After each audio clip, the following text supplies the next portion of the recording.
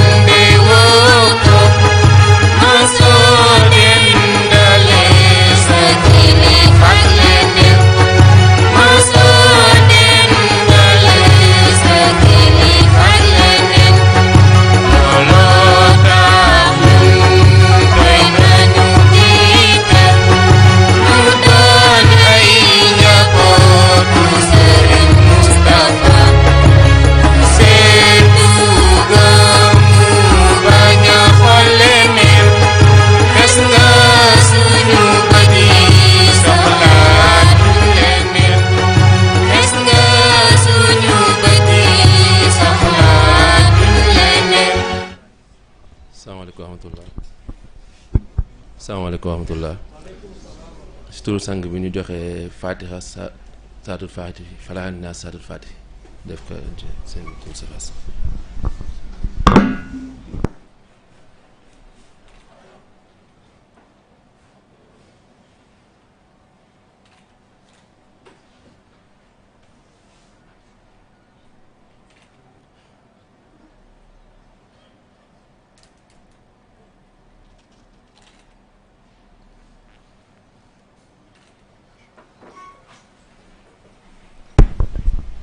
bu ko defee ñu ngi nuyu ñëpp di ziar ñëpp di jiital ci nuyu bi suñu capitaine Mame Cheikh di ziara bu baax te di yebal suñu nuyoo si sang bi sëñ Mouhamadou Moustapha Sy mi nga xam ne moo waral lii yëpp bi ñu jógee si loolu ñu teg si sang yu tedd yi sama goro Pape Cheikh ak Mame Babacar ak soxna Fatima ak soxna Haja ak ñi àndal ñëpp ñi ñaan mission bi ngeen sumb yàlla na yàlla barkeel ko te day leen kàttan ba ngeen mottali ba kenn foogewul woon daf mel ni tey de daw naa 1 mois 1 mois ak ni ñu mën a ñëwal def thème bi ñëwal jàppale maam ñëwal accompagner may daw rek ndax xam naa ni li waa di waxoon rek c'est pas facile de parler devant De Gaulle kon loolu la ñuy delluwaat tey waaye xam nga ni rek ñoom seen barke lépp mën na dox kon ñu ñaan yàlla def yàlla yombal rek incha allah bu ko defee dafa mel ni thème dimension mentale bi maam. dafa mel ni ñëpp apprécié nañ ko on a eu plus de 50 questions yoo xam ne jot nañ ko waaye dañoo mujjee di filtrer pour mën téye temps boo xam ne dinañ mën a évoluer incha allah bu ko defee ci cadre boobu noonu dafa am ay questions yoo xam ne c'est d'ordre spirituel yoo xam ne certainement dinañ si échanger même am yoo xam ne aussi c'est d'ordre mën neen wax scientifique ak côté santé moo tax tey soxna may mun a nekk suñu wet pour surtout ñëw côté boobu noonu répondre ci question yooyu noonu nga xam ne c'est d'ordre scientifique et médicinal daanaka la ñuy wax bu su ñëwee rek incha allah bu noppee ñu commencé dugg nag ci thème bi def récapitulatif ci sujet yi nga xam ne jot nañ fi jaar par rapport ak dimension mentale bi et aussi certainement une ouverture vers ce qui va suivre incha allah soxna Maimouna bismillah. salaamaaleykum mbokk yi ñu ngi nuyu ñëpp di ziar di jiital si nuyoo bi suñu capitaine Mame Cheikh mu jël nuyoo bi joxal ñu ko suñu góor gi Seydi Mouhamadou Moustapha di ko nuyu di nuyu aussi ñi mu àndal ñëpp soxna Fatima soxna Haja Mame Babacar ak Mame Cheikh mi mu àndal ñëpp donc comme li sëñ Moustapha waxee rek foofu la ñuy def waaye xalaat naa li may wax ne li daloon Ibrahima Niang bi passé bu gën a metti moo ñuy dal parce que dama leen di tàmm di tooñ man leen niveau yi di benn man maternelle laa nekk te yéen a ngi ba CM2 waaye rek comme ni ko Moustapha waxee donc benn genre ramassage lay doon bu répondre peut-être question yi nga xam ne c'était d'ordre médical ci suñu lundi bi ak mercredi bi donc ci côté boobu foofu la ñuy waxee que ne bu ñu waxee dimension mentale rek comme ni ñu ko waxee woon mooy mënul dem te bàyyi dimension physique waaye itam mënul dem te bàyyi dimension spirituelle fi ñu koy déggee rek mooy boo tënkee li ñuy wax ci suñu thème bi passé mooy besoin ak envie parce que booy xool côté besoin côté scientifique dañuy wax ne besoin 3 la les besoins fondamentaux les besoins primaires ak les besoins secondaires bu demee ci besoins fondamentaux ñoom dañ koy delloowaat yépp ci cerveau parce que dañ ne lépp luy besoins fondamentaux cerveau moo koy gérer à travers l'hypothalamus ñu ne foofu besoins fondamentaux yi lan lay doon day doon ci wàllu war nga respirer day doon ci wàllu mar nga naan xiif nga lekk ak besoin de se reproduire donc bu ñu waxee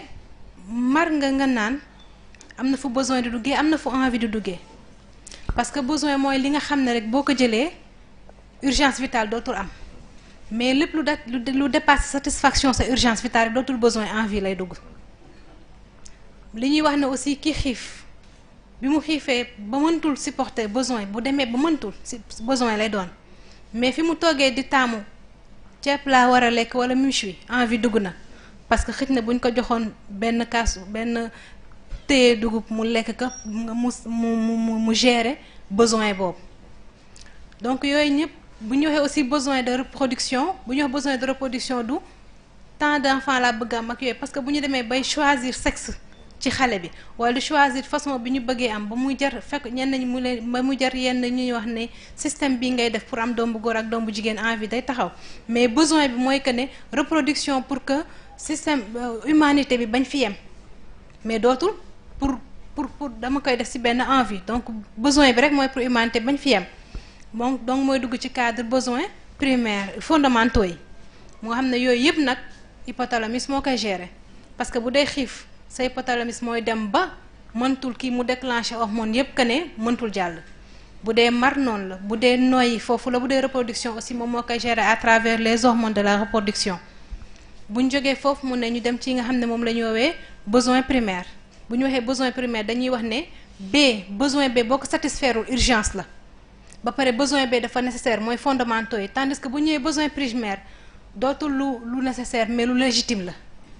éducation dugg ñu la lan moo tax éducation ñëw foofu doon dugg bu doon besoin primaire ñu ne que parce que ki nga xam ne jëlul temps kenn éduqué wu ko bi mu juddoo ba ni mu màggee noonu la yem mu ne ni mu juddoo ni cerveau wam toll ci connexion neuronale noonu lay dem te am na fu ñuy toll ñuy wax dégénération yenn yi day ñëw mais bu dégénération amul fekk éducation amul fa amul dara loo xam ne nii mooy stimuler waat yeneen connexion donc yenn yu bëri day daal dugg démence dugg foofu yenn maladies dégénératives yu bëri dugg donc éducation foofu day doon loo xam ne nii du lu xam ne nii c'est dafa fondamental mais loo xam ne nii priorité nécessaire lay doon ci cadre boobu sax la ñuy waxaatee ci sport foofu lay dugg mu développer muscle mais du yem ci développer muscle parce que dañuy wax ne muscle bu liggéeyul rek day atrophié wu te bu atrophié wu dootul amal ci benn njariñ pour que nga mën a def yow li nga xam ne moom nga war a def mais mun a sport boobu du yem foofu dina permettre ba régulariser say battement cardiaque dina permettre ba yow sang buy jàllati ci yow mooy ni ko maam di waxee li nga soxla rek la lay utiliser lépp loo soxlawul mu transformer la ko comme déchet nga libérer parce que instant boobu yow yaay def ci sa yaram foo xam ne nii dem nga toll nga ci sport foo xam ne nii sa physique ak sa mental dañuy nekk benn donc sport dugg ci cadre boobu mu gérer muscle gérer waat cœur mais beneen bi ñuy wax nag mooy troisième besoin bi moom la ñuy woowee besoin secondaire ñu ne besoin boobu mooy yow nan ngay def pour se réaliser humainement waa pôle spirituel ñëw mu ne nag réalisation humainement bi du comme ni may tooñee taala damay ne samay besoin mooy am château déedéet mais sama besoin mooy fan lay nekk ba mën a def yi nga xam ne moom laa war a def yi nga xam ne ni delluwul feneen fudul sa cadre spiritualité parce que dañuy wax ne li maam di wax ne bu ñu waxee spiritualité ñun dañ tàmm di xalaat religion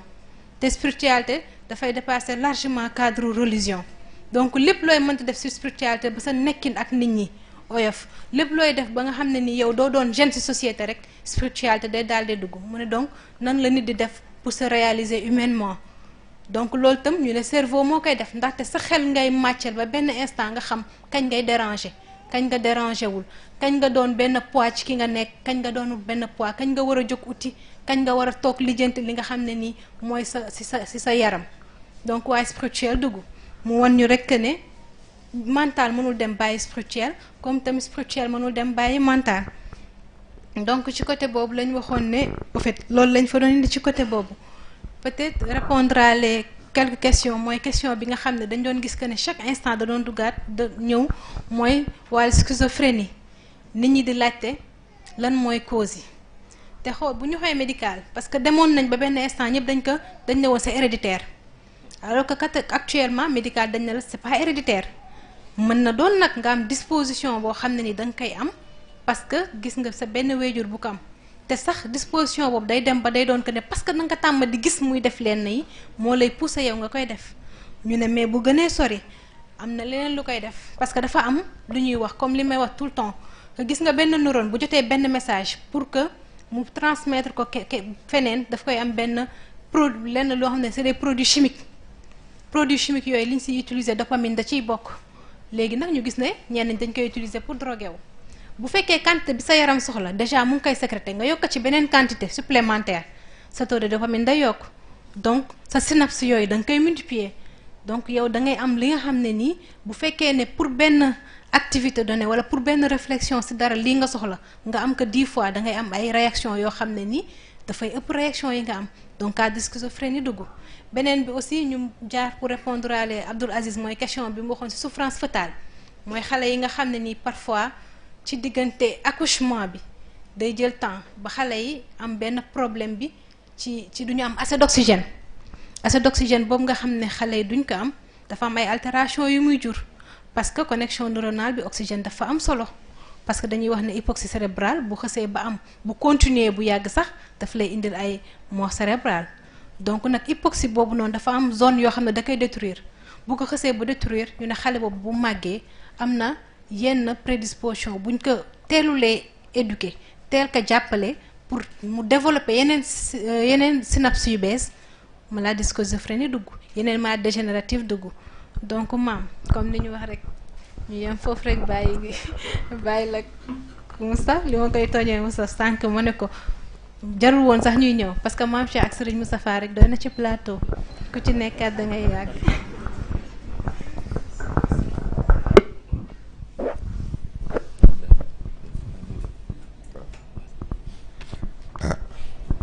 asalaamaaleykum wa rahmatullahi taala wa barakaatu. ñoo ngi nuyu ñëpp di ziar ñëpp di baalu àq ñëpp te di baalu àq ñëpp moom sax balaa ñoo dugg ci question yi man dama am question xaw nag ba xam nañ ma ko permettre am déet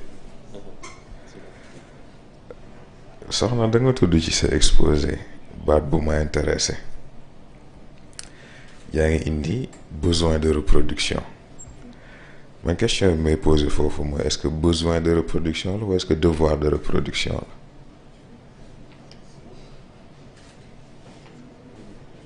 kon ñu xool ba xam rek waaw bismillah kon nga defee ñu ngi sant soxna bu baax ci intervention maanaam dafa mel ni sa question bi dañ koy delloo médecin bi rek xam naa moom dina si mën ñëw wala du ñàkk itam ci biir développement yi mën nañ ci ñëw incha allah question dimension mentale bi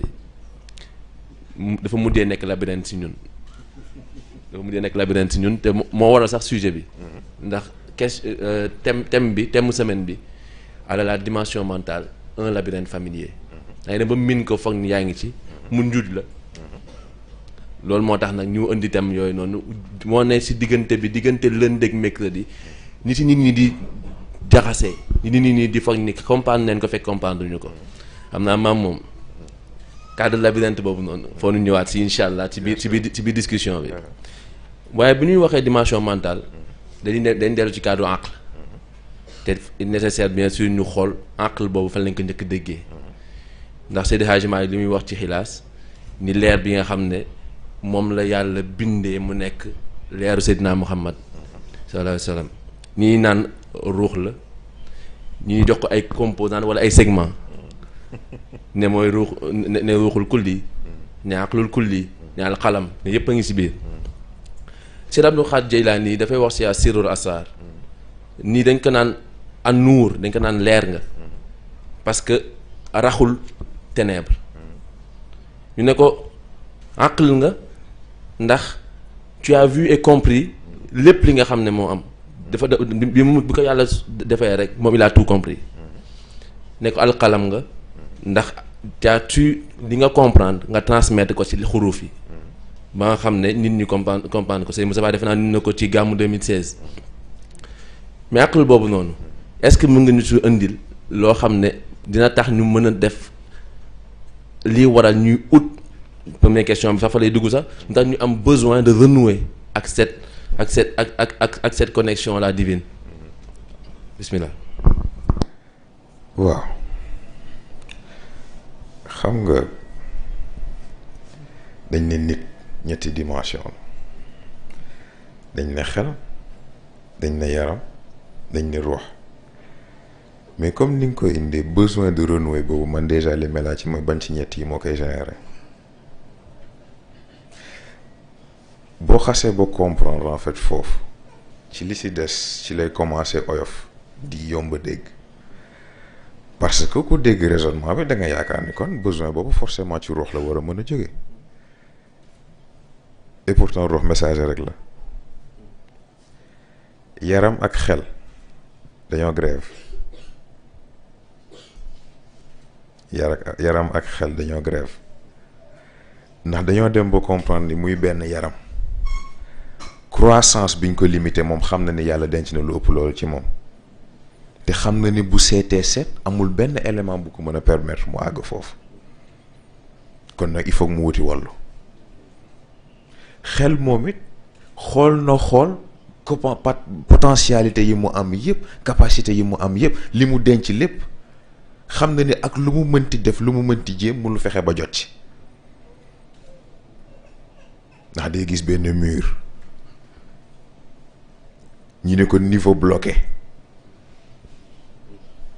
il faut nga yokk sa expérience doo nga mën a accéder ci niveau bi ndax difficulté bi yow say capacité mënagu ko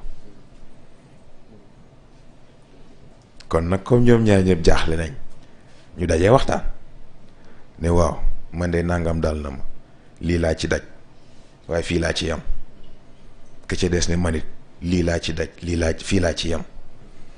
ñu ne ah kon nu ñuy def xel ne ah xaaral xam naa sama benn mbokk boo xam ni de yaakaar naa war nañu see mën a génne ñu ne kon nañ seeti ruux gis nga mooy li may expliqué bii passé ci 3 6 ak 9 bi yaram lu mu développé am na foo xam ni moom kese mënu fa yóbbu boppam xel lu mu développé am na loo xam ni mënu fa àggal boppam kon il faut que ruux dugg mais ruux bañ ko seetee dafa am lu mu expliqué daf leen wax ni moom lu mu am capacité dafa am ci ku mu dépendre kon nag ce n'est pas juste une question de religion c'est une question de survie moo tax ma expliqué ni besoin yi ñuy wax yëpp ay lekk ak ay naan ak oxygène ak leneen loolu yëpp ay illusion la loolu yëpp ay envie la tout dépend nag léegi ci degré d'évolution nit ki lan mooy doon envie lan mooy doon besoin parce que am na foo xam ne nit bu fa àggee soxlaatul dara loolu boroomam ndax lépp luy jëriñ fa la koy jëlee directement gis nga mais docteur du yéen ci wàllu médecine da ngeen di def perfusion ci wàllu médecine ak ci wàllu sport xam nañ li ñuy woowee dopage yooyu yëpp am na drogue yoo xam ne day yokk say performance yooyu yëpp am na et pourtant yàlla am na yooyu yëpp ay bu la ko xasee cuuj du deñ du rees du wàññeeku ok da ngay sonn di ñafe di gën a sonn mu jël beneen façon indi la jëlal beneen côté indi la ne la am jëlal bii nga jël ay gars ci beneen niveau ainsi de suite gis nga moo tax mës naa ko wax fii yaakaar naa ci Colisée bi bu ñu nee baatu athée moo tax ma ne man athée ci laa mën a jël ni looloy preuve yàlla ndax xam nga buñ ne religion école la bon xëy na sax loolu semaine prochaine la waaye daf ci am partie bu ma intéressé ndax athée bi lan moo tax mu lànk ni du gëm yàlla dafa nanguwul gëm yàlla wala boog dafa nanguwul gëm yàlla biñ ko jàngal waaye xam na yàlla wax ji nag mooy léegi yàlla ji mu xam ak yàlla biñ ko jàngal est-ce que dëppoo nañ bu fekkee dëppoowul il faut mu utal ko beneen tur ñii naan science ñii naan logique ñii naan nature ñii naan lii ñii naan lële ay yëpp yàlla la rek. loolu moo ñu permettre rek ñu mën a damay loolu moo ñu permettre rek ñu mën a enchaîner si surtout que conscience supérieure boobu ñu doon wóori léeg-léeg baatu conscience nit ñi dañuy am problème pour reconnaître ko diggante conscience esprit ak raison. trois yooyu noonu est-ce que mën nga leen gën a leeral pour nit ñi xam faire la part des choses ndax balaa nga bëgg a avancer fa nga gën a xam sa bopp ba noppi. waaw conscience esprit ak raison yomb naa dégg raison mooy boo xalaatee dara mu mën la wax est-ce que lii lu mën a dox la walla lu mënul dox la raison moom mbiram simple la da lay wax est-ce que lii réellement par rapport ak information yi nga jot a dajale ci milieu bi la wër. est-ce que réellement lii lu mën a nekk la am déet mais comme li ma wax ci information yi nga am par rapport ak milieu bi la kon fi sa compréhension sa perception yam moom it fa lay mën a yam. Esprit mooy lien de parenté entre xel ak ruux ndax esprit attewul mbir yi ci logique ba mu jeex dafa am beneen possibilité bu muy bàyyi waale xel moo tax bu calculer lépp facteur Dieu moom daf koy bàyyi xel moo tax day naan moom pourtant nangam mën na nekk bu nangam amoon ainsi de suite waaye conscience nag moo ci intéressant parce que conscience maa ngi koy tudd bi passé conscience ci wàllu xel organe de confirmation la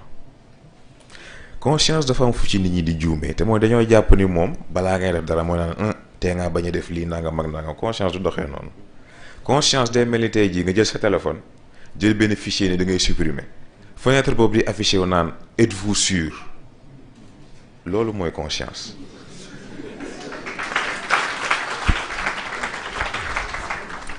ci conscience boobu parce que lu jar a bàyyi xel surtout ci développement wu nit parce que xam nga conscience dafa saay-saay conscience mooy li nga xam ne di nga toog jël sa décision gis nga moom ci confirmation demande de confirmation boo xam nga nu muy defee day naan kaasu ndox a ngi nii de mar nga lool foog nga naan waaye da ngaa woor est-ce que c'est sûr que bëgg nga ko jël boo ko naanee de di nga dog sa koor bàkkaar la de waaye sa mar bii de doy na waar c'est ça conscience façon boobu lay fonctionner gis nga dalay def loo nii gis nga moment bi nga jëlee sa responsabilité nag def sa décision mooy la wax naa la li ma xam. moom la sëriñ bi wax ni c'est un conseiller avant l'acte et un juge après l'acte. exactement tout simplement te texte waaye bu ñu dalee conscience boobu noonu sëriñ Cheikh day wax sa turandoo danaan naaj bi dafa am conscience. te conscience am boobu noonu bu ko amul woon. kon mu lakk chaque jour mu lakk planète. diggante conscience bi nga xam ne si nit di dund la. ak li nga xam ne moo nekk si nos juridiction comme ni ñu ko tuddee. nan lañ koy comprendre est-ce que même conscience bi la wala dafa am différence. góor gi tontu na ko ba mu ne mbindeefu yàlla yëpp yàlla am na unanimité si ñoom ba mu des nit foofu rek la dellu ñoom ñëpp xam nañ ki ñu amal affaire ak ni nit toll xam nga lu tax parce que nit ci composant yi ko composé ci lañ bind yooyu yëpp capacité yi yooyu yëpp am ci nit la jóge moo tax nit en réalité nit bu matee nit amul besoin mais li neex ci loolu mooy conscience boobu mu indi ci jant par exemple mais xam nga boobu sax sànq lañ ciy waxtaane yàlla xam na ko ñuy waxtaan bay tudd ni jant bu dul woon conscience boobu ak filtrage bi yàlla indi diggante ñun ak moom waxuma la sax tàngaay bi mais li muy sori nit bu nekkee ci kaw suuf dina ko dégg muy lakk te bruit bi dana fort goo xam ni day mel ni ku jël scooter taal ko sa wet en constance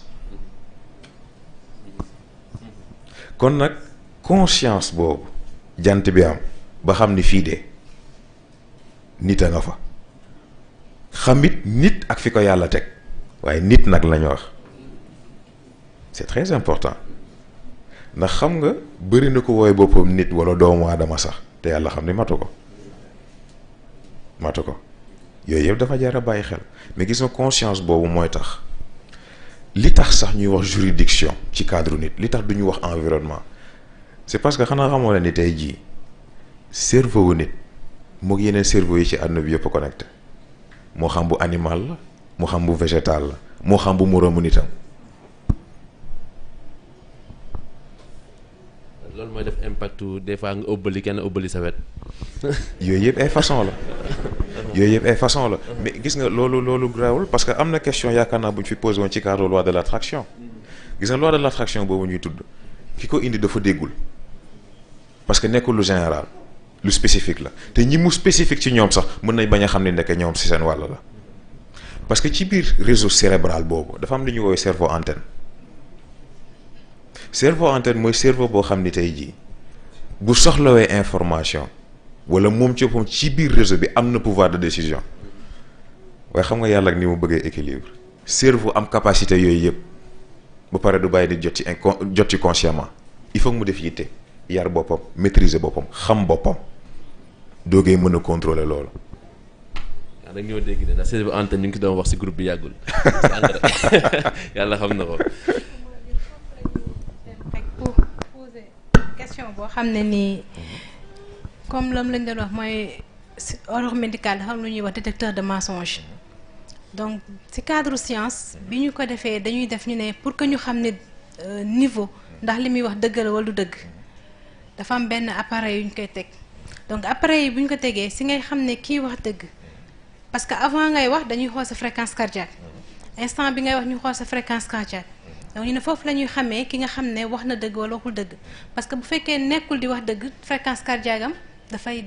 supérieur ak fréquence cardiaque normale am mu ne waaye ba léegi mënuñu ci sukkandu ba mu jeex parce que ki nga xam ne dafa tàmm wax lu dul dëgg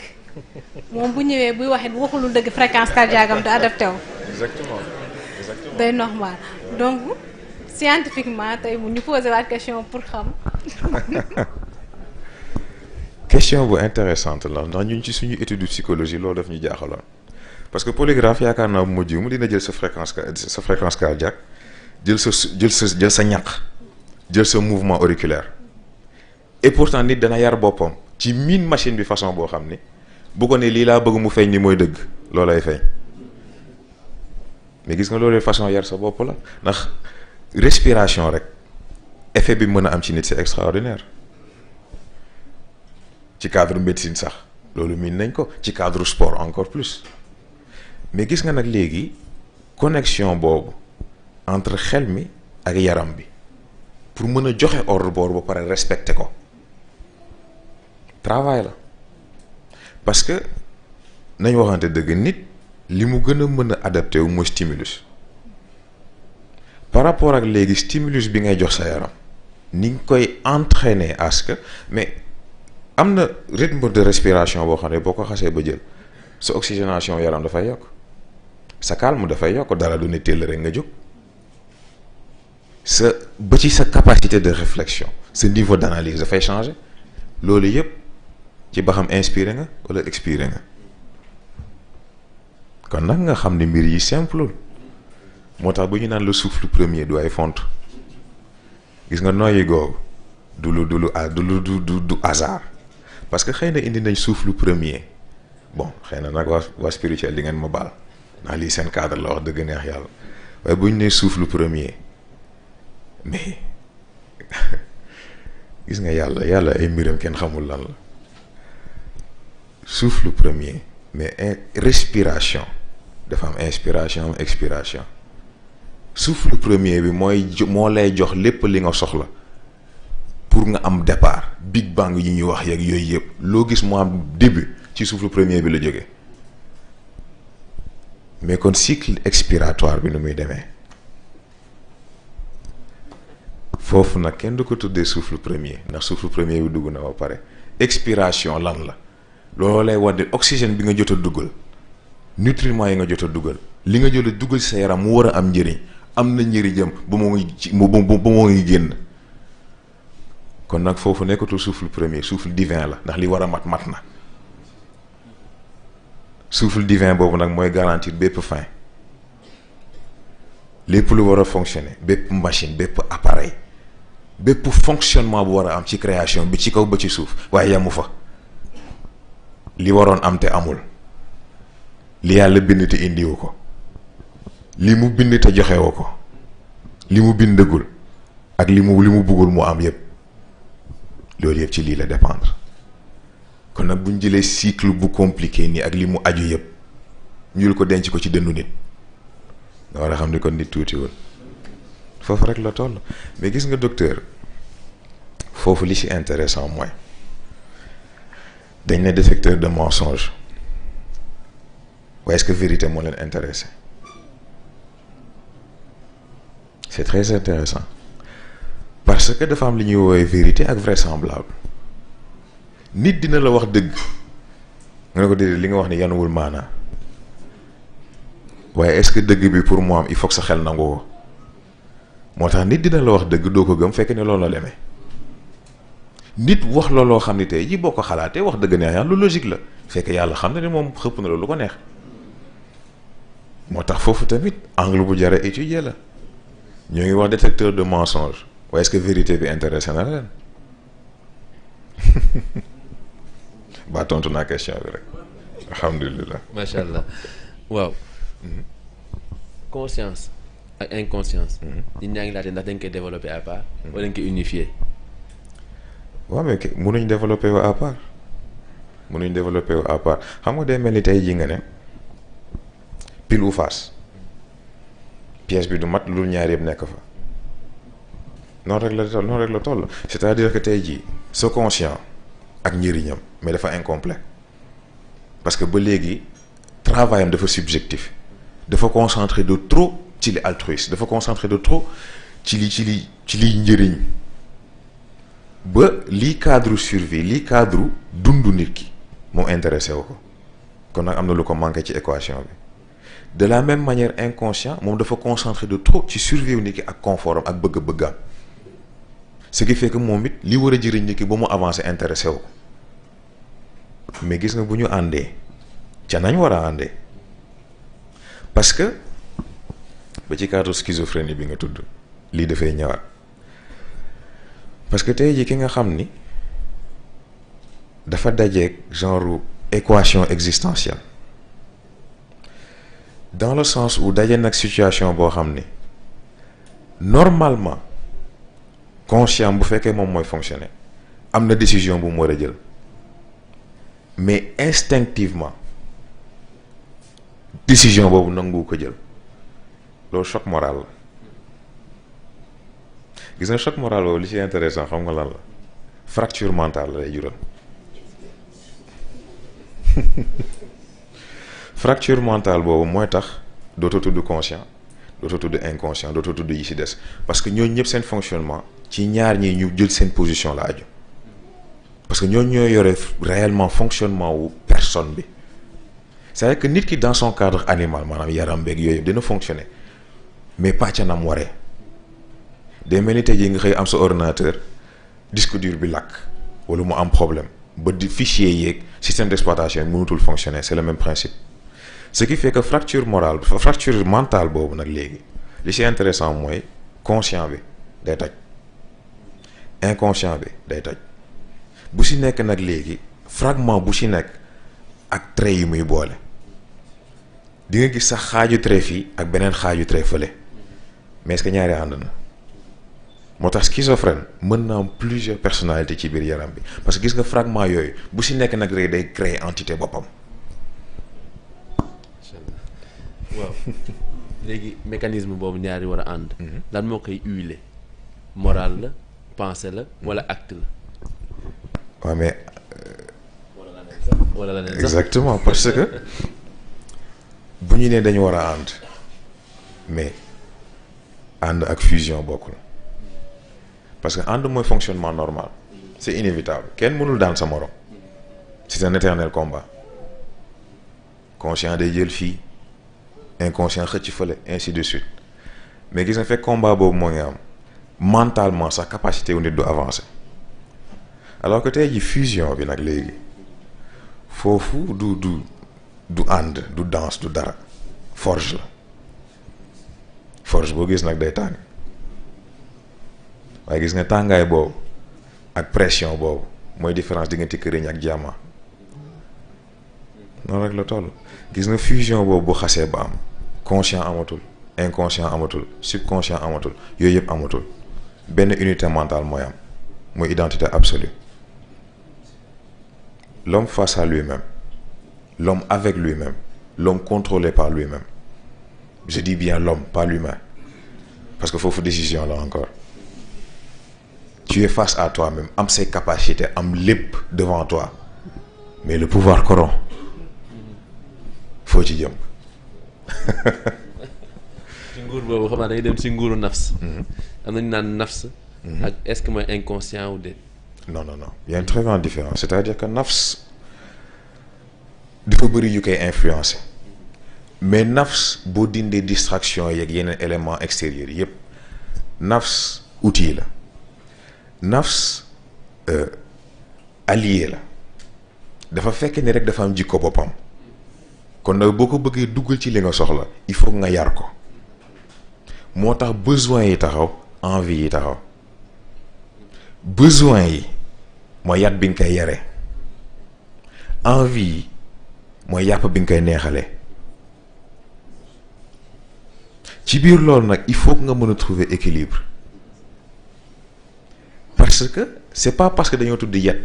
tudd yàpp que forcément lépp ci yar gi la war a jaar pour mu mën a ja pour mu mën a jug boo ko defee rek gaañu dina la ragal waaye bu la jekkoo yàq la. loolay tax sax ñu mën a enchaîner directement ci deuxième partie bi. bi nga xam ne récapitulatif la surtout. ci côté question yi ñëw ci côté besoin ak envie. illusion choisie bi ñu def mercredi. waaye balaa loolu xam naa dama benn extrait rek bu sëriñ di waxtaan. ci poubelle yi nekk am yi am. ci xel. ñu suivre extrait boobu incha allah avant ñu enchaîner.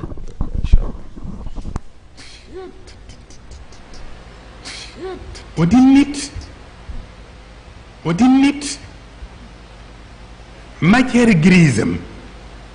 matière grisam dafay dem bay éclipser substance de qualité mooy aadamiyatu ibni adam dafay dem bay éclipser insaniyatal insaan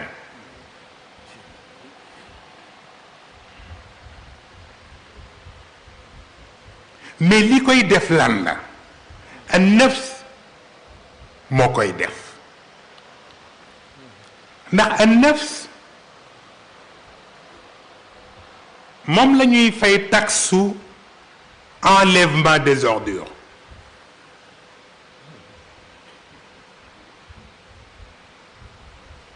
liñ naan diw bakkanam dafa topp bakkanam bakkan boobu moom la yàlla wax ni nañ koy fay taxe enlèvement des ordures te ñetti poubelle mu ngi ci biir kër gi poubelle bu jëkk bi mu ngi tudd achak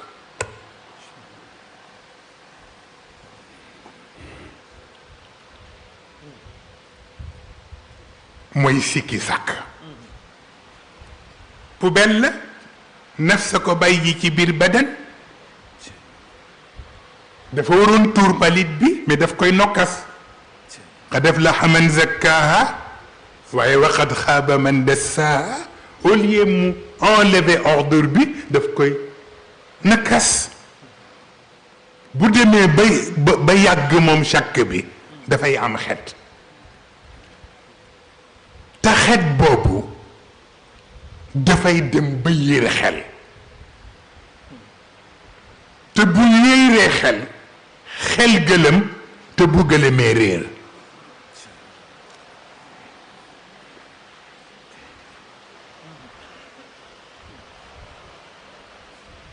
poubelle boobu fokk ñu seet mbiram ñaareelu poubelle bi mooy az-zann wa inna ba'da az-zanni ithmun moom it dañu war a évacuer ordure bi moo tax bu ko nafs nës-nësalee kenn évacuer wu ko mu jur xet moom zann bi te bu juree xet dana dem ba yiir xol jur ci moom lu ñoo tudde mbañeel beneen poubelle bi mooy bu ñuy tudde al wahm mooy hésitation def-defle moom itam poubelle la bu ñu évacuer wul ordure bi buñ ko nës-nësalee ba mu yàgg dina am xet bu muy dégager xet boobu mën na dem ba yiir roox jur ci moom taraddut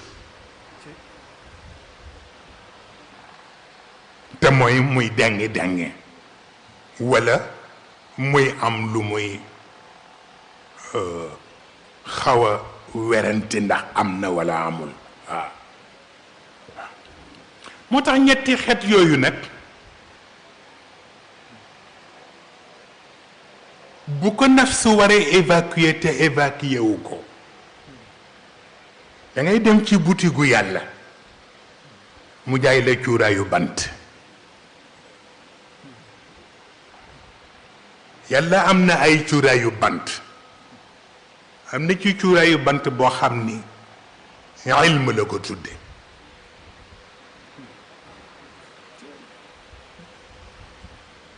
xam-xam la tudde cuuraayu bant bi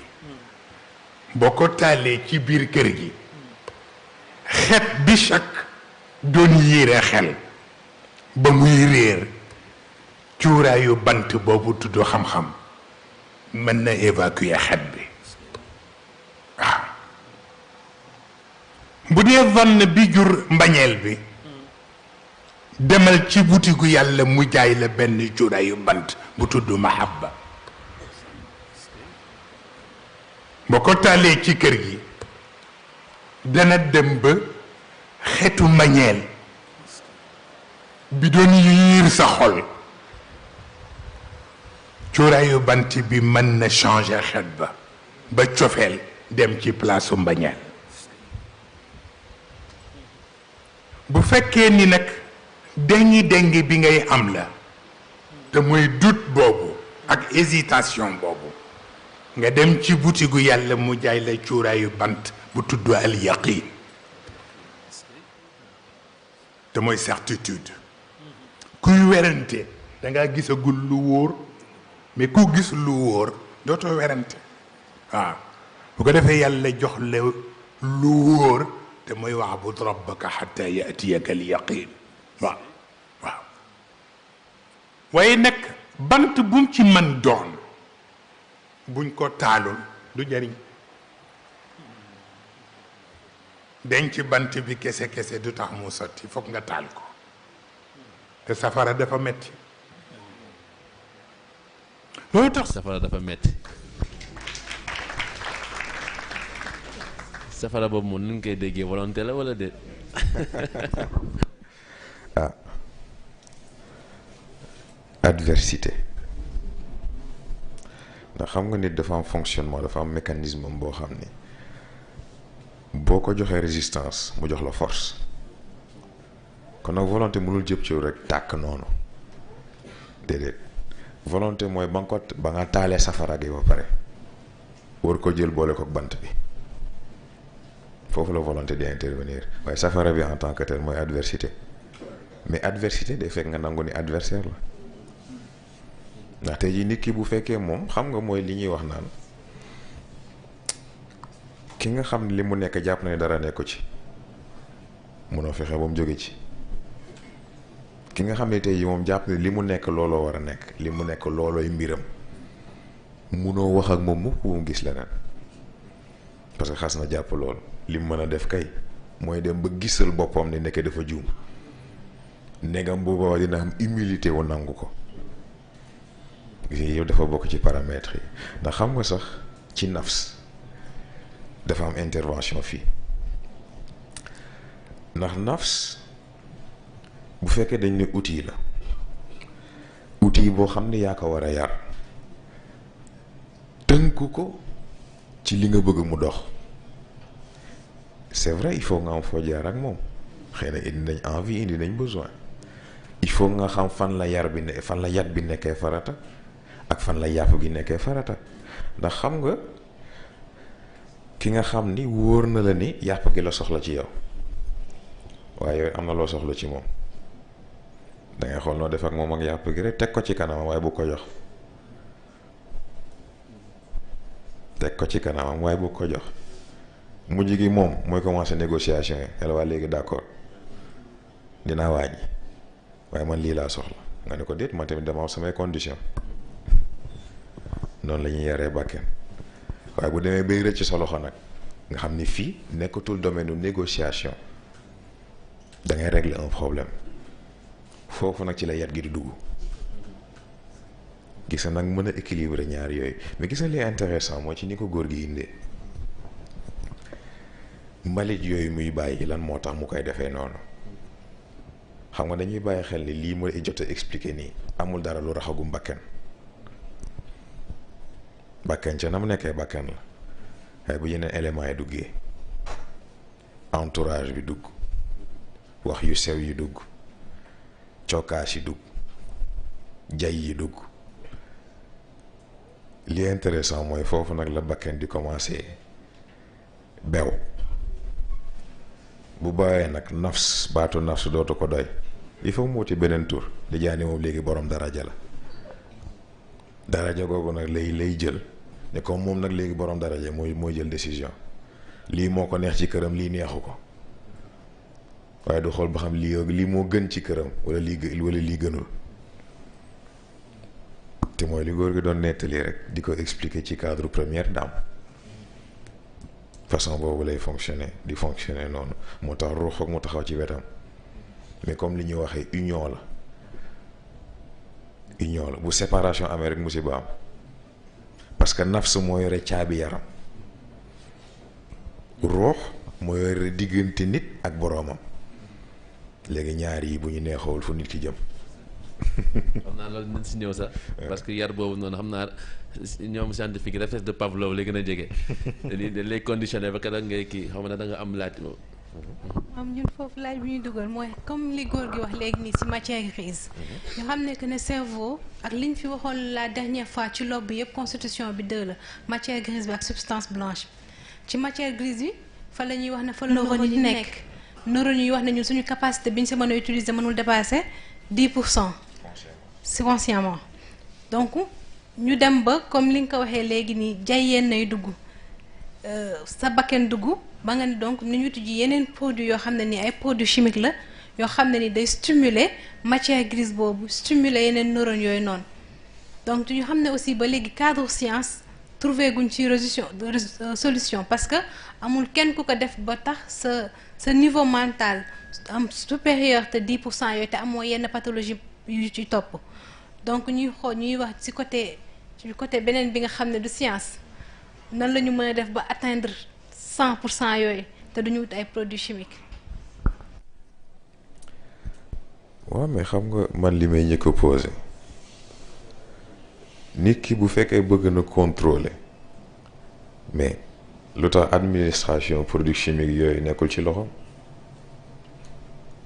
c'est-à-dire que contrôle bi ak lu mënti xew rëccul loxo nit wax ji mooy échange bi mu war a def ba ñu jox ko loolu moom lan la war a joxe foofu en fait la jafe-jafe gi nekk parce que bu dul sax ruux ak participation xel ci boppam war na mën a àgg ci stade boobu mais nag problème bi comme ni ma ko waxee nan ngay fexe ba contrôle inconscient boobu nga xam ni moom la xel di am ci yow moom la xel di doxalee li mu war a doxal mu koy doxal cerveau bi li mu war a communiquer ak yi ci des ci wàllu information ci wàllu décision mu communiquer leen ko et pourtant yow doo ci mën dara yow mi nga xam ni yow yaa ne yaa nit ki nan ngay fexe ba contrôle boobu nga récupérer ko xam nga da ngeen di bàyyi xel ni yàlla ku bëgg natt nit la ku bëgg test la mais gis nga test bi foofu la nekk parce que balaa ngaa contrôler dara il faut nga xam ko mais nag bu fekkee da nga bëgg a yamale sa contrôle ci lii laa foog ci sama bopp munul dem balaa ngay contrôler dara il faut nga xam ko boo ko xamee ci nga xam fan nga koy jaar ba mën ko utiliser optimalement gis nag foofu nag la affaire yi di intéressant parce que amul kenn ku la mën a wax ni façon bii rek la xel bu nekk ak ni mu bindoo xel bu nekk ak ni muy fonctionner nit ku nekk ak li daje ci moom kon nag tey nit mën na dox ci mbedd yàlla defal ko sutura mu gis dara loolu am lu mu débloqué ci moom waaye am na ñoo xam ne tey jii fekk mbëkkuñu fukki mur dara du bouger gis na nag yooyu yëpp ay façon la parce que c'est une manière de sécuriser en fait le trésor humain bi mooy potentiel illimité boobu bu fekkoon ku jóg rek jot si mais kon fu àdduna bi jëm kon nag il faut ñu créer ay barrières de sécurité capacité yaram du standard dès le début yaram am na yenn capacité am na yenn force yi mais lan moo tax kenn du ko bàyyi mu utiliser ko parce que bu parewul boppam da koy def ba pare gaañu n'est-ce pas xel même principe bi la ruux même principe bi la c'est ça nit ki nag moo war a def yitteem déjà xam moom yan barrière la am fan la barrière yi situé wu ban hauteur la ban largeur la ban profondeur la mais aussi ban matière la ci waxin xam nag léegi ba xam est-ce que da koy percer est-ce que da koy gravir est-ce que da koy contourner nu muy def mais gis nga ku ci nekk ak bosam ku ci nekk ak bosam gis ngeen am na loo xam ne amul clé squelette yoon bu yomb amu fi bu fekkoon mbir yàlla dafa bëgg mu yomb wax dëgg neexee la ñuy bind lépp mat waaye comme defu ko dafa am lu muy xaar ci ñun c'est très important moo tax yitte ku nekk la mu dem def exploration boobu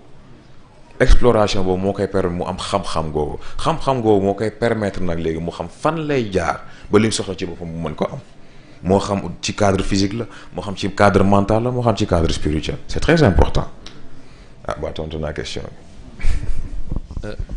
pour dolli si barrières yooyu nag barrières yooyu ñuy wax léeg-léeg ne neen barrières yooyu des fois société bi ñoo koy teg. de créer la yokkal la ay barrières sax. est-ce que barrières yooyu noonu société bi la tegal est-ce que da nga obligé écarter wu de la société pour dindi ko. wala aussi boo nekkee ci biir itam si société bi nan nga mën a moomee sa bopp ba mën ko écarter. c'est un problème d'environnement mais environnement bi ça n'a rien à voir ak société bi ça a tout à voir ak yow environnement bi nga nangoo nekk ban la parce que am na ñoo xam ne dañuy naan bon société bi nangam ak nangam fekk yàlla xam ne li leen intéressé mooy ñu def li ñuy def ba pare nit ñi naan leen yow nekk jàmbaar nga gis nga genre boost dopamine boobu moo leen intéressé mën a se sentir bien se sentir supérieur se sentir utile fekk boobu société bi moo leen intéressé wala dañ nangul def face par rapport ak seen égoïsme par rapport ak vision boobu gis nag différence bu jar a def la gis nga ki nga xam ne dëgg-dëgg li ko intéressé mooy moom ci boppam ay principe am ak fonctionnement am yoonam nekkul ci li keneen xalaat c'est aussi simple que ça diw dee nangam xool ko ni mu mel bla bla bla sa yoon. da nga ne si cours bi passé que ni besoin yi ak envie yi sax ay illusion lañ. léegi kon nan la ñuy mën a écarter illusion yooyu noonu. décider ko xam nga lenn am xas nga ba xam ni mbir yi nii la demee bëggatoo mu demee nii te si yow la aju mais jëlal décision exécutive lii nangootuma ko et puis voilà tu passes à autre chose fekk nanguwoo def loolu c'est-à-dire que fekk nanguwoo détacher sa bopp ak problème bi mais noo ko bëgg régler ce n'est pas possible mais nag nangoo def en fait saut boobu nangoo def décision boobu nangoo engagé wu ci chemin boobu looloo jafe parce que nit wala boog doomu aadama li mu gën a bañ mooy regaaru keneen ni ko keneen di gisee daf ko jaaxal daf ko yitteel fekk nag mu ngi ci logique boobu mais dëggu yàlla est-ce que dina ko intéressé parce que nit ñi bu ñu waxee lii yàlla wax lële est-ce que dafa tax dëgg gi toxu déedéet kon nag bu fekkee réellement li la intéressé mooy nga jëm kanam te mu wóor la ne jëm kanam nga ci yàlla rek la mën a jaar il faut nga jël sa décision est-ce que société bi ni mu la gisee moo la intéressé ou est-ce que yàlla ni mu la gisee moo la intéressé moo tax alku il faut que mu am benn da ngay alku ci bëtu nit ñi jot ci yàlla wala nga alku ci bëtu yàlla jot ci nit ñi. dañuy jàpp ni li ñu naan nit dafa am ay besoins yu naturels yu mu war a def. influence société bi la influence négative société bi la. mais dañ ko xool déjà ci lekk. lan lañ ñuy wax 3 repas par jour mais c'est pas prouvé ce n'est pas prouvé ce n'est même pas fondé nit soxlawul 3 repas par jour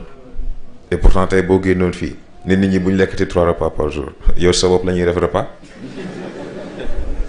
c'est ça pour wax la ne en fait malheureusement nit dafa am mécanisme boo am c'est-à-dire que nit bëggul dégg dëgg dafa bëgg dégg lim jàpp ba pare ñu waxat ko ci beneen façon rek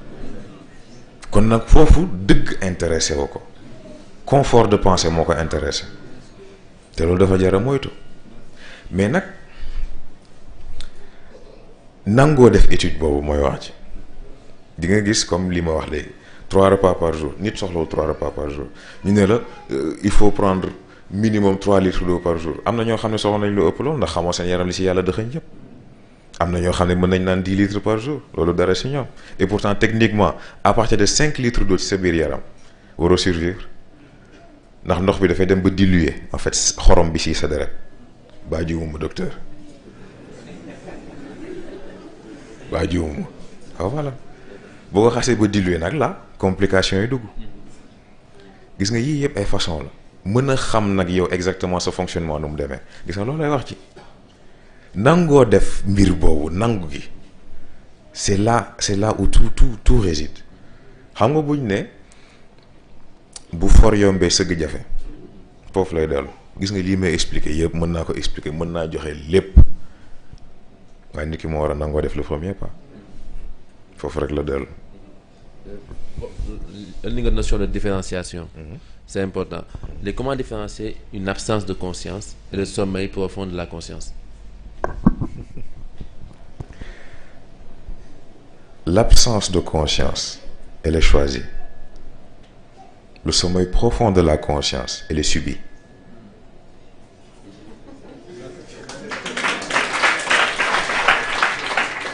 C'est très important. Parce que xam nga dañuy wax animal l'homme animal nangam ak nangam mais lan moo tax loolu parce que yaram mën na fa nekk xel mën na fa nekk ruux sax mën na fa nekk waaye problème mooy noyau bu fayee liaison bi war a am entre trois ay doxul fonctionnement bi war a am entre trois ay doxul yaram dootul def différence entre li ma soxla ak li ma bëgg xel dootul def différence entre lii logique la lii du logique ruux interférence lay am dootul jotati ci xol dootul mën a jot xel kon moom it communication ak moo ba waay sauvetage am du ko mën a def là on parle de l'homme animal une brute épaisse xamul lu dul moment bi xamul lu dul léegi xamul lu dul léegi laa xiif xamul lu dul léegi laa mar xamul lu dul léegi laa bëgg lii nii foofu logique duggatul morale duggatul dara duggatul c'est un animal enragé qui n'est intéressé que par sa propre soif kon nag foofu nit sàggan ba àgg foofu loolu mënul nekk rek lu xëy rek am tayeef la tayeef goo gis nag sanction dana am parce que propriété divine la nit moomul boppam propriété bi ko yàlla jox la sàggane ah boo demee nag ñu poser la amende sa problème la moo tax dañuy wax rêve ou illusion. C'est quoi l'impact sur la dimension mentale? bon xam nga dafa yomb dégg ndax ki nga xam ne tey dafa tëdd gis ak ki toog xalaat ni man tey lii lay gént gis nga foofu la affaire bi nekk c'est vrai nag dana am élément yoo xam ne ci sa biir journée wala ci sa biir pensée wala yu mel noonu mën na am impact nag léegi ci boo tëddee li ngay gis mais l'essentiel mooy bul ko dénaturer dans le sens où bul xëy ne ah bon gis naa nangam waaye bu nekkoon lii mooy gën a neex loolu fabrication la li ma jaaxal ci loolu nag mooy ki nga xam ne léegi jàpp ne bu fabriqué ba pare mën na ci nax yàlla c'est ça ndax dëgg xas na ba teg yàlla dëgg gi la yore nga ñëw ne da nga koy nax ne ko noo demeewul nii la demee ah dina doy waar de te xam nga yàlla sax laa wax waaye ñi yàlla baaxee boo yaakaaree mën nga ñëw taxaw ne leen ah bon nii la demee xam nga dañ ciy waxtaan ak Pape Cheikh Sarr mi ñuy waxtaan ci perception ma ne ko pourtant est-ce que xam nga ni mag ñi li tax wax leen lu dul dëgg jafe mooy gis nga nit bu taxawee seen kanam les 3 premières secondes xam nañ nit ki ci kaw ba ci suuf yi ko composé li xelam di fonctionner yan outils la ko yàlla jox lan la mën lan la mënul mais mieux que ça à gauche lépp li jot a jàll ci dundam tout son passé nii seen kanam à droite lépp luy ñëw ak point d'intérêt yi fan lañ war a mën a intervenir léegi kan moo mën a yore loolu pare nga naan don xaaral ma ñëw kii dama koy këpp ndox mënul nekk da leen jox fiche récapitulatif nit ki. exactement. defe naa loolu lay waral Cheikh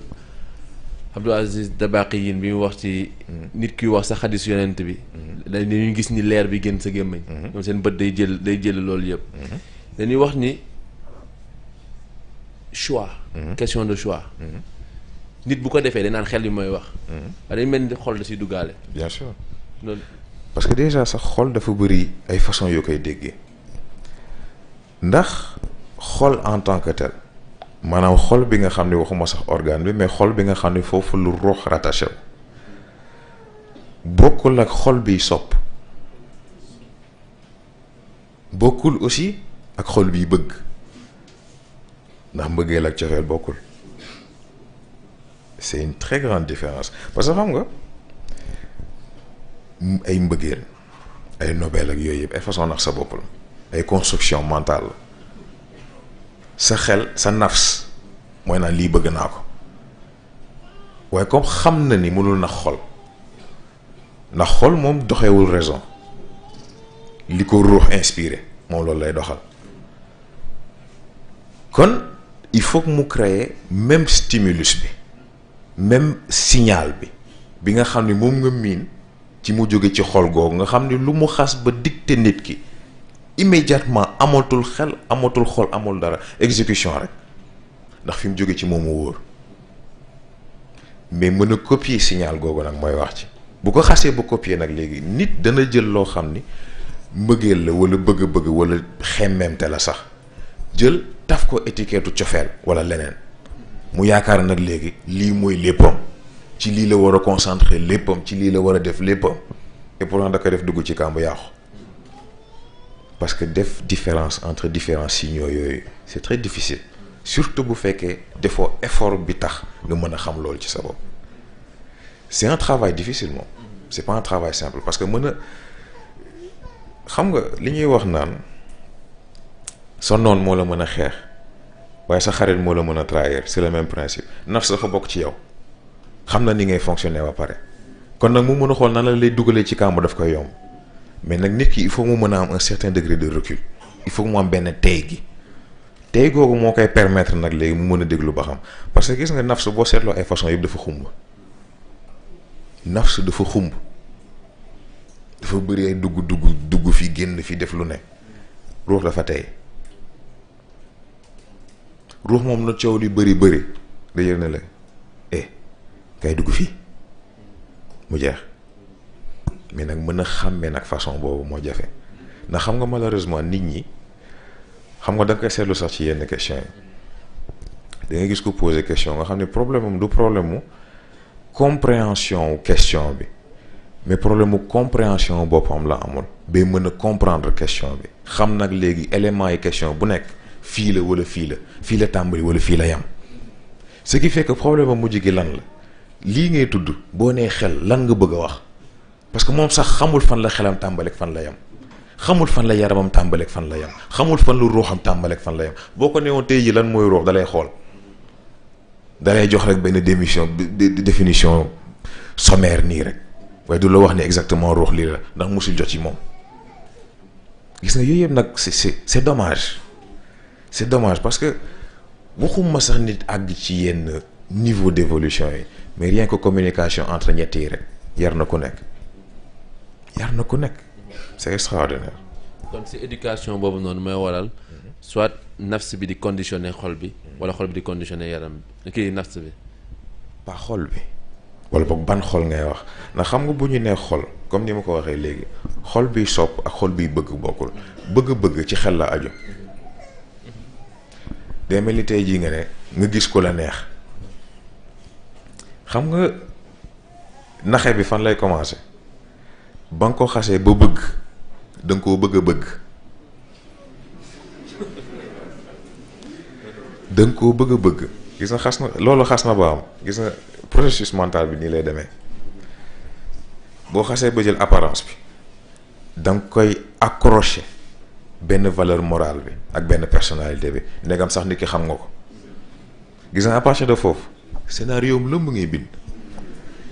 kii non nii la mel nii la war a mën a mel nangam ak nangam bind ba mu mat bind ay téere sax xam nga problème bi fan lay nekk boo dajeek moom melul noonu moo tax da ngay xëy bëgg xëy mu dem tegewul ci dara loolu li nga bëggal sa bopp ay Nobel ak yooyu yëpp même système bi la c'est juste que bu si nekk nag léegi ak longévité bi muy am mais yëpp ay façon illusion la mais lépp ci xel la aju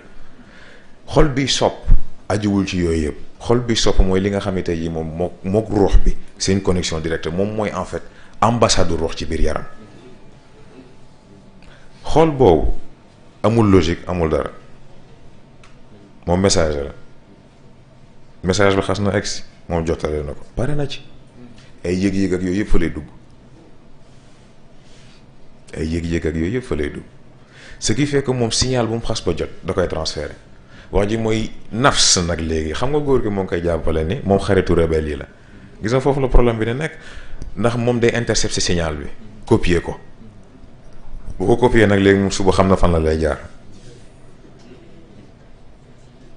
gis nga moo tax ne yar nafs am solo boo ko yaree mu mat la compagne boo ko yarul mu yàqal la lépp c'est tout.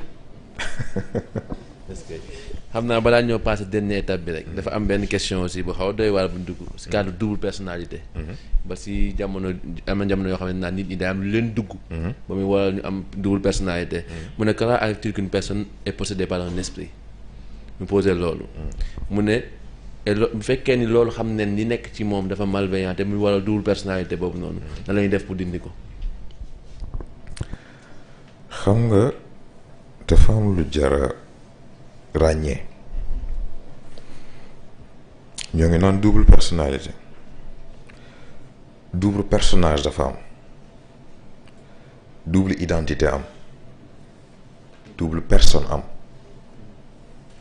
ñeenti yi foog nga xàmmee ko double personnalité état standard la ci ñëpp ndax conscient day créer personnalité A inconscient créer personnalité B fu ñuy remplaçante nag doo ko yëg moo loolooy nécessité wu en fait def reforgeage boolewaat conscient ak inconscient pour genre interférence yooyu yëpp dàqu nga mën a jot ci ses capacités moo xam mental la moo xam physique moo xam leneen la mën a fonctionner ni nga war a fonctionner loolu mooy double personnalité double personnage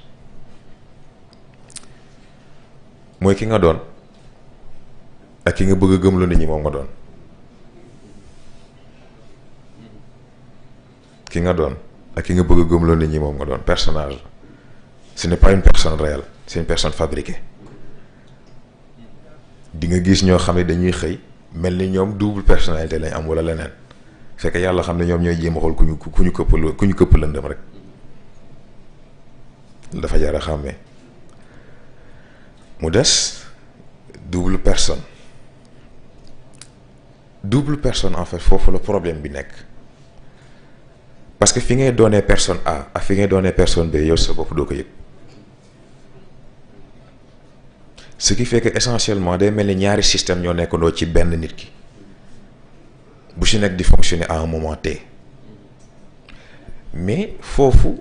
est-ce que forcément dañ ko war a xool en tant que problème wala dañ ko war a xool en tant que dafa am lu tax mu nekk fa parce que c'est pas loo xam ne day xëy rek am noonu parce que lii mën na sax dugg ci cadre schizophrénie ba ñuy wax sànq parce que fracture mentale boobu bu amee ñaata fragment la ak fragment yi ba ñu defee cassure ba pare est-ce que dañoo rester séparés wala est-ce que dañuy créer ay agrégats aléatoires gis nga loolu yëpp ay facteurs yu jar a bàyyi xel ce qui fait que foofu est-ce que da nga ko war a approcher en tant que benn menace wala de est-ce que da nga koy approcher en tant que bon feebar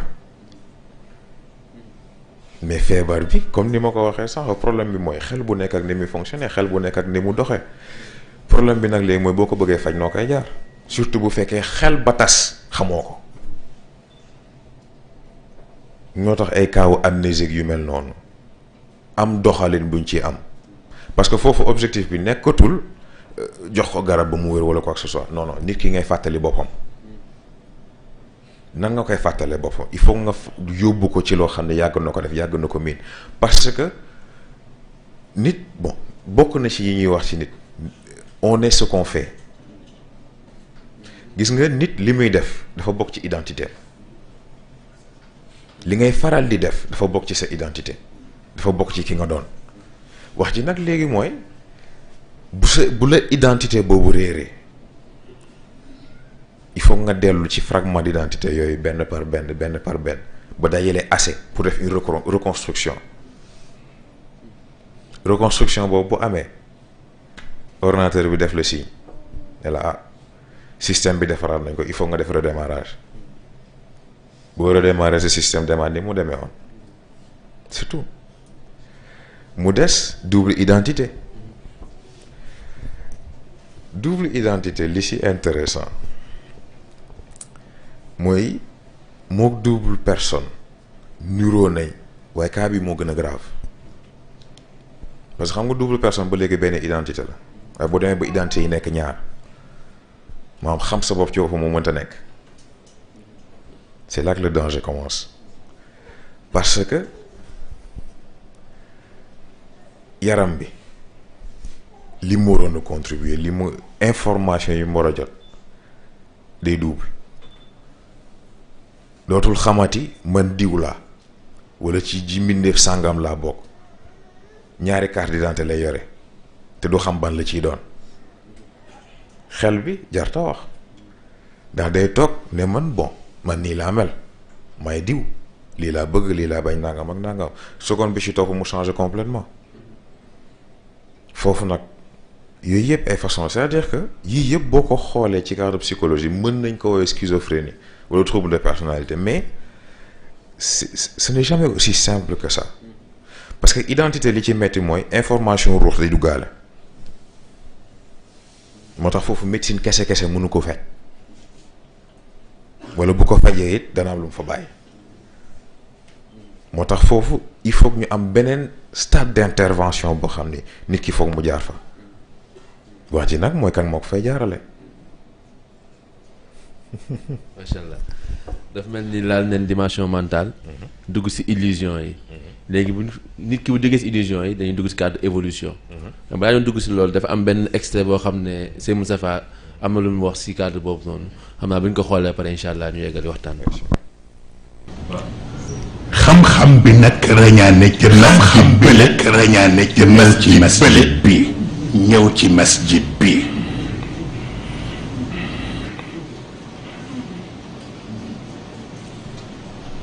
moo tax ñu ñuy jox xam-xam ba ku cay nit amul maanaam boo leen tegee nit dangay am problème ndax léeg-léeg dof rek lañ lay nuru waaye nag bokkul ak baatu dof bi arab yi doon tooñe yonent bi di wax saaxirun aw majnuun ak di wax shaa'irum majnuun ak di wax muallimu majnuun wala ba Firawna doon tooñe Muusa inna rasulakum alladi ursila ilaykum la majnun ba ca Nuux masul dakk fa kadabu abdana wa qaalu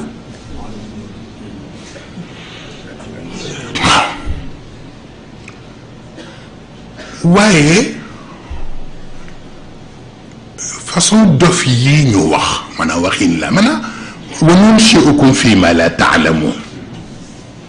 bi sujud bi amee ci al masjid al aqsa al bashari ba noppi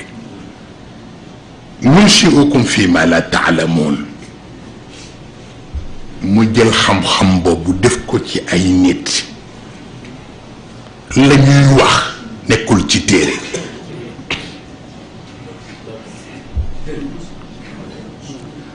moo tax seen jëfandiku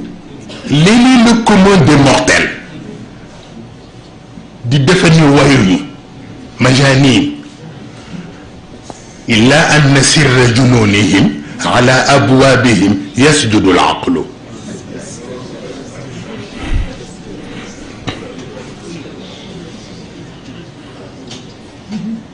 مجانين إلا أن سر جنونهم على أبوابهم يسجد العقل maanaam dañu wax ne xel mooy nit kon nag xel mi ñu ni mooy nit bu demee bay sujootal nit ka leneen la.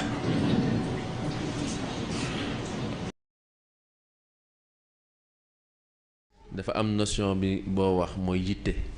volonté boobu noonu ñuy laaj ñu ngi koy cultiver parce que évolution lañ wax. volonté mook ndoxayam xam nga ndox doo ko bay doo ko sàmm waaye foo jëlee ndox dolli ci ndox mu yokk volonté noonu la toll fi nga ko nangoo yamale la yam. gis nga loolu dafa bokk ci outils principaux wu nit nag lañ wax comme nitam moom volonté fi nga nangoo yamale sa volonté mooy li may wax ci choix du problème mu est-ce que bëgg nga ko problème mooy est-ce que jaral na la ko lim la jaral ak lim jar il faut nga déterminer ko boo ko déterminer ba pare nag ci ngay xam est-ce que réellement di nga ci jot parce que lim la jaral boo ko nangul passé fa nga yam doo ci jot. waaye boo ko nangay romb nag par force di nga ci jot boo nangay romb leneen di nga jot ci ñaar yëpp c'est que volonté def di genre li ñuy woowee ci anglais wild card moom genre carte sauvage on va dire wala carte imprévisible maanaam munoo ko àtte ci logique parce que ajiwul ci logique munoo ko àtte ci rek bëgg-bëgg parce que yemul ci bëgg-bëgg dafa transcender yooyu yëpp gis nga volonté boo ko bëggee dégg mu gàtt expression noyau humain bi la maanaam gis nga yaram bi xel beeg ruux yi bu ñu àndee ni lii la ñuy doxal loolooy volonté expression noyau humain bi la. su boobaa nelaw du la impacté liggéey ba sonn du la impacté. exactement parce que xas naa ba jaral la. am na kuy laajte. si cadre information booy jot. lu tax léeg-léeg nit bi jot information mel ni organes yi dañ siy joué. waaw xaw ma nag ndax bi daalam déet. ndax dañ naan sama loxo day xasan xaalis mooy war a ñëw. ñu daal di loolu noonu nu mu mën demee est-ce que si cadre évolution la. wala si naturel à l'homme wala yàlla la si jàppale rek. déedéet lu si li ñu doon expliqué sànq ci réseau cérébral bi parce que ñi nga xam ne tey jii cerveau antenne lañ yore par exemple. genre information yi bu ci nekk ak façon bu muy ñëwee en effet comme ni nga ko waxee am na ñoo xam ne tey jii seen loxo day xasan ñu ne maa jot ci xaalis day am na ñoo xam ne tey jii ci beneen façon la day am yooyu yëpp ay façon la mais façon bu nekk dafa unique à chaque personne ni muy ñëwee pour chaque personne du bokk ak bi ki ci des mais gis nga li intéressant mooy tey jii bu ñu nee cerveau antenne ci gi nga xam ne tey jii moom moo contrôler cerveau ba pare nekkaale cerveau antenne foofu la mbir di intéressant we ndax kooku il a littéralement je dis bien littéralement la capacité lu mu mënti soxla ci àdduna bu ko neexoon àdduna bi yëpp àndoon ñu indil ko tegal ko ci kanama parce que am na capacité boobu c'est ça moo tax quand je parle de juridiction lii yëpp ci la am na koo xam ne tey jii bu génnee di doxi soxlaam soxlawul ku ko wër soxlawul ku ko protéger bu ko dara doon dal rab yaay ñëkk ñëw ndax ñoom ñooy police u àdduna am na koo xam ne tey jii bu xëyee feebar day génn dagg benn garab mi lekk ndax garab bi ñooy premier hôpitaux yi kon nga xam ne yàlla ba mu joxee nit la mu soxla yàgg na c'est tout. xam naa day xat sax pour ñu dugg cerveau antenne. parce que ñoom seen connexion yi ñuy am wala rotation yi ñuy def même par rapport orbite commun bi. defe naa ñoom ruum yi ñoo koy indi. ci kullun fii falaki yasbahuun chaque fois dañuy tourner. moo tax ñu def seen danse yooyu di tourner. xam naa opportunité dinañu may parce que temps baa ñuy bëgg a ñett tuuti. dañ ne connaissance. bi nga xam ne dañ naan xel wala xam-xam. naan xel moo koy dégg. dina dem ba nit ki toll boo xam ne. xol bi lañuy wax moo koy yor. nan inama lañ mu fi sudur rijal nekk loolu kañ ban état bu évolution day toll ba xam-xam boobu noonu nga xam ne mooy nekk diggante xel beeg xol bi na lañ defee la part des choses. bon xam nga pour loolu nga dégg ko dafay yomb il faut nga def la différence entre connaissance ak savoir connaissance perception jàmbur la lu keneen xalaat ba génnee la moo tax même boo ko jàngee it du la intégrer à 100% parce que bokkul ci yow lu bokk ci keneen la nga jël ko bëgg ko jëriñoo wax ji nag léegi boo ko jëlee ba pare génnee ci leneen nag léegi loolu sa xam-xam la mais xam-xam ajiwul ci xel ajiwul bokk ci cerveau ak mémoire xam-xam expérience la xam-xam looy dund la xam-xam lu bokk ci yow loo doon la on est le savoir moo tax ruux moo koy garantir ndax ruux du fàtte te ruux mooy seedewu nit ba ci nit bu soxla bu bëgg a dem ba yore njaboot moo tax sànq ma laajte est-ce que besoin de reproduction la ou est-ce que devoir de reproduction la parce que bu grossesse amee yaram jël ëmbam xel jëm ëmbam lan mooy rôle ruux ruux mooy témoin mooy le premier parrain mooy ñëkk a seede mooy seedeel nit ki mu doon ruuxu ko góor ki taxaw ruuxu ko jigéen ki taxaw yépp ci kanamu yàlla kii seede ni ah sama rapport a ngi nii kii de bon xaw na doy waar moom waaye nag xol bi nangam ak nangam yéene bi nangam ak nangam xel bi nangam ak nangam jikko ji lii jikko ji lële nangam ak nangam ku ci nekk def sa rapport bu ñu paree ñu dem ndax looluy seen rôle yàlla nag par rapport ak rapport googu lay xool ban ruux la leen di baaxee moo tax ruux moom du jël grossesse waaye importance grossesse bi yëpp ci ruux la aju c'est extraordinaire waaw ci même cadre boobu sax nga nit beneen affaire la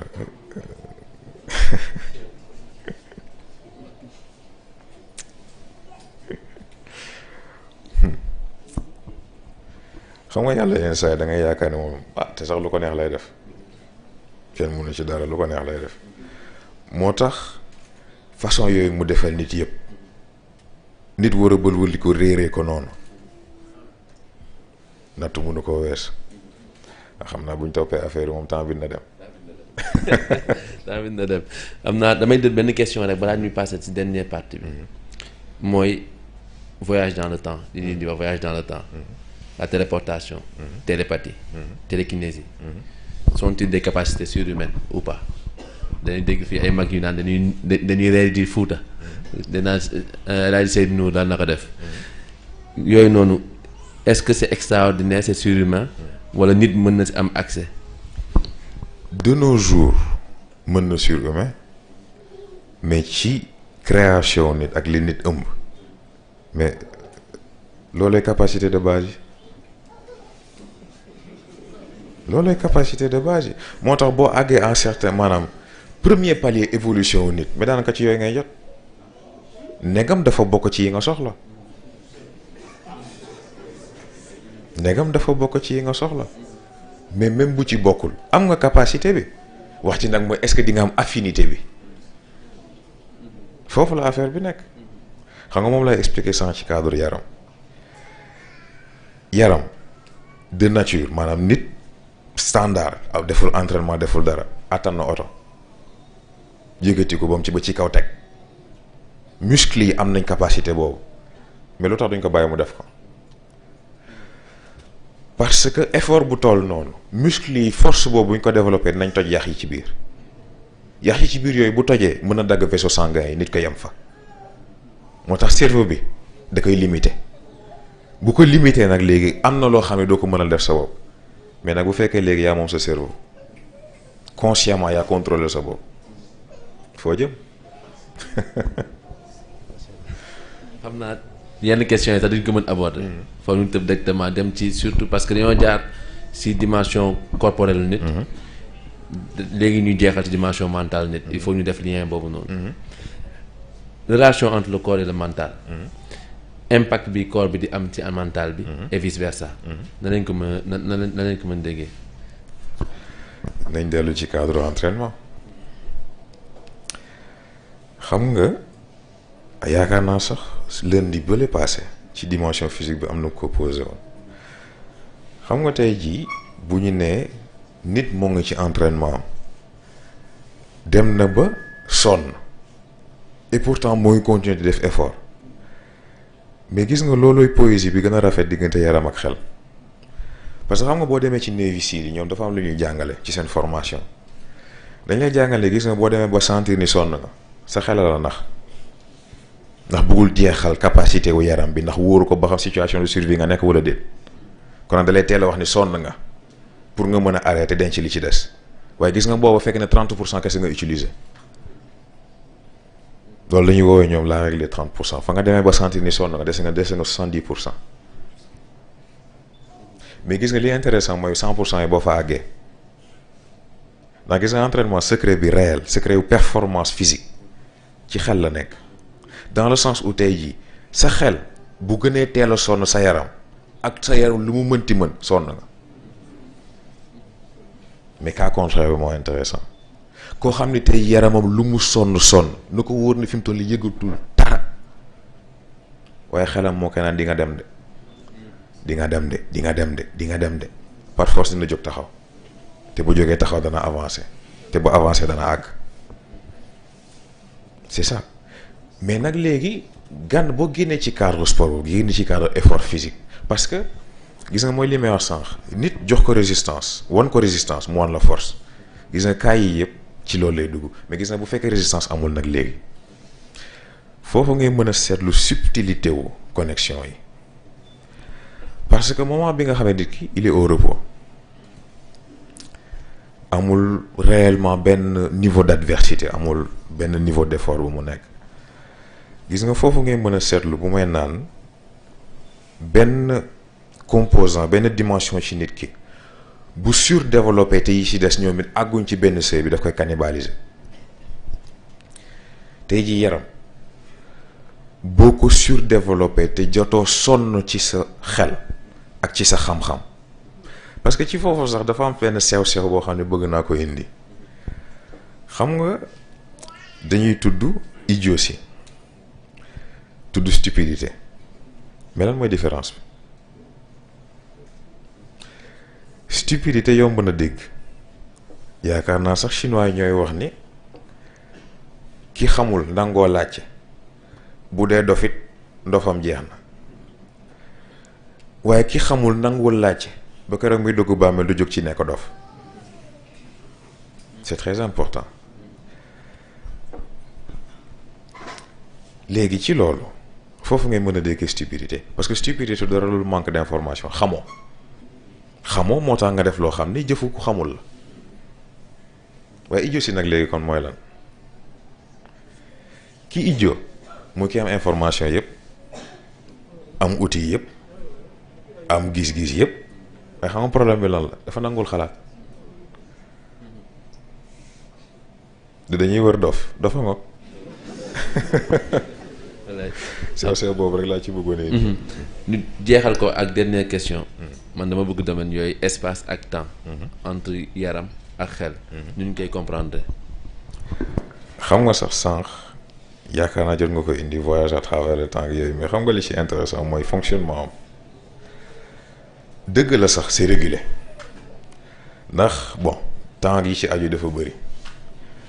mais bu ñu xoolee ci exécution bi day mel ni nga ubbi sa Google Maps fi ngay teg sa baaraam ne fii laa nekk foofu mooy yaram gi sa xel mooy am compréhension wu mécanisme bi ci cadre physique bi sa ruux moo yore compréhension mécanisme bi ci cadre immatériel ak exécution voyage bi parce que moom espace tënk ko temps tënk ko mais nag gis nga lii yëpp opération bi dafay dépendre ci neexoo gi am diggante yaram xel ak ruux ndax bu yaram neexoo ak xel te neexoowul ak ruux voyage bi mënul nekk ndax bu fekkee da nga yëg ci oto chauffeur bi ne maa lànk yóbbuwuma la foo jëm di nga wàcc de c'est ça mais aussi yaram bi nekk fa neexoog ruux te neexoowul ak xel beneen problème dafay am parce que foofu yaram bi dugg si na neexoo nag chauffeur bi waaye moog chauffeur bi ku nekk li ngay làkk kenn déggu ko moo leen dem c'est ça bu fekkee ku si nekk nag da nga xuloog sa moroom xalaatu def loolu yëpp sax moo dul am c'est ça mais nag perception espace-temps tout va dépendre nag léegi perception boobu nan la nit ki gisee espace-temps et pourtant sànq lañ koy waxtaanee ci kër gi niñ doon waxtaanee naan waaw koor gi moom dafa gaaw heure bi ren moom day gaaw a dem heure dog day gaaw a jot xam naa moom xawma kooku njóobeen la wala njaayeen gis nga foofu c'est un processus mental parce que perception au temps nit a ko soxla yàlla soxlawu ko nit a ko soxla yàlla soxlawu ko nit mooy juddu temps bi di jàll boo seetloo xale boo ko ne xaaral 10 minutes moo nga rey ko benn la day yàgg ci moom munu ci dara et pourtant mag tey ji boo ko ne 10 minutes day naan laay jot na ba pare parce que gis nga problème mu perception boobu la gis nga ni ngay gisee àdduna bi boo nekkee xale bëri na information yeeg fonctionnement yoo xam ne duggagul ci système mii nagoo ko bu xasee ba ancré wu nag léegi yaram bi li muy def mu def koy raffiner dans le sens où da koy defee façon boo xam ne yoo xam nga lii tout le temps dafay am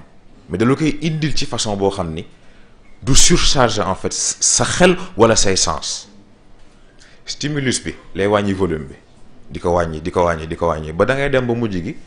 lu metti woon wala mu jafe wala mu naqari ci yow day xëy ba léegi beneen impact lay am ndegam sax dina amati impact ci yow c'est ça moo tax tey boo fekkee xale mu toog nga kaata ko dina saf boo fekkee mag mu toog nga kaata ko dina saf waaye mettit yi du bokk gis nag foofu lu sew yi ni nekk nit dafay adapté wu tout le temps à tout moment boo ko gënee seetlu sax ci cadre entraînement la xam nga ñoo ngi wax ci entraînement cardiovasculaire pour travailler xol endurance ak yu mel noonu mais dafa am ay façon mais peu importe façon bi gis nga entraînement dafa am logique boo xam ne il faut nga comprendre ko xas nga ci miin dara xas nga ci tàmm dara bàyyil jàllal ci leneen parce que yaram dafay adapté wu nit dafay adapté wu gis nga looy gën di def dara moom day gën di xool nu muy defee même chose bi avec le moins de ressources possible ce qui fait que effort bi ngay def day gën a wàññeeku résultat bi nga ciy am gën a wàññeeku moo tax di nga nekk di daw tàmm ko lool miin ko lool dawal 10 kilomètres par jour boo xëyee def leneen sonn xam nga lu tax sa yaram mu adapté wu daw bi sa routine la daw bi benn doonatul dara ci yow di nga daw 10 kilomètres sa xol du travailler comme nag travailler wul avancé dafay régresser. xam naa rek ñu ñuy tëj. dañuy tëjee ci ouverture vers semaine prochaine ñëw waa Interpol ñu war a waxtaan. mooy la place du mental dans le noyau. parce que bu fekkoon dañ koy xool électroniquement wala scientifiquement. dañuy jàpp ni mental day jouer rôle convertisseur. entre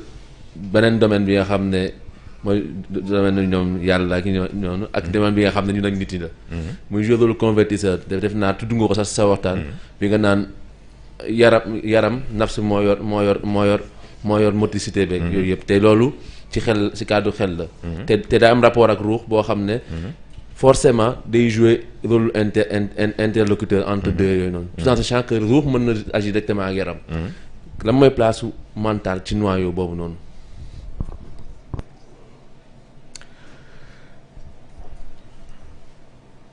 dégg ko jafewul dans le sens où demee li nga ne ñun ñetti ñuy toog nga ne yow français nga moom anglaise la man dégg naa français dégg naa anglais te ñaar bëgg ngeen xamante seen communication foog mu jaar ci ma bien vrai que communication nag la ñu wax parce que communication tey ajuwul ci làmmiñ communication geste am na langage des mains am na bu leen neexee ngeen communiquer façon boobu waaye est-ce que boobu ak ma traduire leen ban moo gën a yomb bien vrai que ci jotaay bii rek ci suñu ñett ñu toog am na benn lien benn xarito benn affinité boo xam ne mën nga ko am ci diggante sans pour autant man ma intervenir ci te par force dafay am parce que ñu ñett a toog bu ñu doon wax ñu ñett la ñu wax ne ñoo ay xarit peu importe est-ce que ñoo bokk lu ñuy làkk peu importe est-ce que ñoo bokk fi ñu jóge mais ñoo bokk fi ñu jëm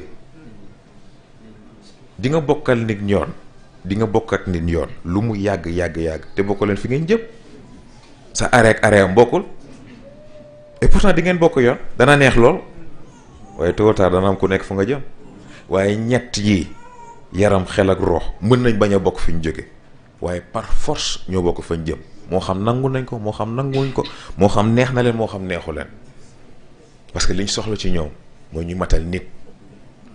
gis nag boo bëggee dégg nag noyau boobu ak interaction bi dégg ko ci xaritoo gi ce sont 3 amis ñu bokk benn aventure noonu rek la toll ku si nekk ak fi ngay féetee sa morom dañoo doon seetaan Pépin 3 Pommes. ah dafa mel ni question yi foo la tolloon ba ëppoon na loolu nag. mais du ñàkk si interaction yi si plateforme yi. du ñàkk waa équipe bi dinañ si mën a def ay réponses waaye macha allah matale na lool. xam nga ndax docteur am na lu ñu si dolli wala déet ah moom de xam naa ñëpp bëgg nañ ñaan a des. ñaan yàlla mottali. yéene bi barkeel lépp. xam naa li sànq du waxoon rek dañuy àbb kàddu gi fasiru ala barakatillah rek li la mën ñaanal yàlla taxawul la te barkeel lépp incha allah asalaamaaleykum wa rahmatullah ah waaw xam naa sax balaa maa ñaan xam naa wax nañ ma ko waxati ma ko naa ma aller retour bi moom nuñ ciy def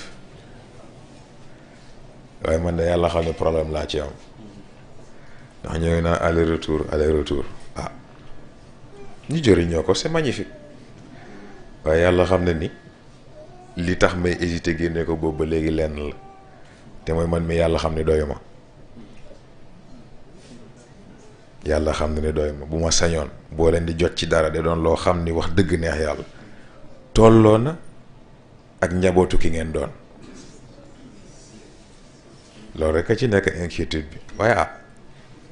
comme ñoo ngi koy laaj ci boobu ba léegi ñu xool ba xam rek yàlla baax na incha allah ah guddi na ba pare ko ñu ñaanalante ba lundi incha allah ñu ko nekk jàng fatiha falax ak na salatul fatih bismillah